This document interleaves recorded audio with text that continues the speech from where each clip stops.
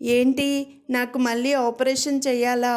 అదేం, నిన్ననే చేసిన ఆపరేషన్ సక్సెస్ అన్నారుగా అని భయంగా అన్నాడు పేషెంట్.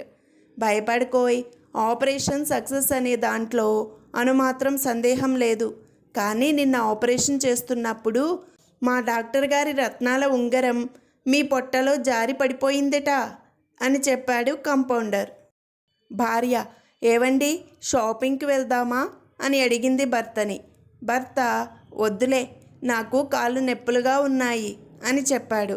భార్య, పర్వాలేదులేండి, అక్కడ కొత్తగా గోల్డ్ షాప్ పెట్టారట, అది చూసి వద్దాం అని అన్నది.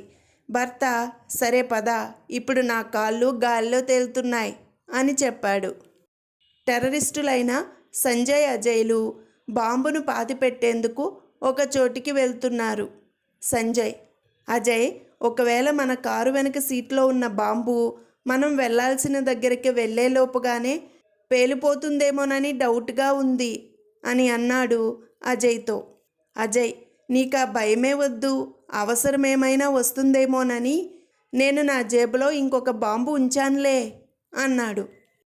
రాము, మన ఇంట్లో చిన్న పిల్లి పిల్ల ఉండేది, ఏమైందిరా అడిగాడు తాతయ్య. ఆ పిల్లి పిల్ల ఏమైందో నీకు నిజంగా తెలియదా తాతయ్య అని అడిగాడు మనవడు. నిజంగా తెలియదురా, ఏమైందో త్వరగా చెప్పు అని ఆత్రంగా అడిగాడు తాతయ్య.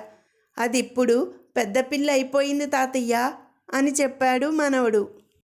పిసినిగొట్టుతనానికి ఓ హద్దు అదుపు ఉండాలి. 3 మల్లెపూలు తెమ్మంటే పావలా పెట్టి 10 విడిపూలు తెస్తారా అని కోపంగా అన్నది రోహిణి. సర్లే, ఈ పూలను ఫ్రిడ్జ్లో పెట్టి రోజుకొకటి జడలో గుచ్చుకో అని అన్నాడు శాంతారాం.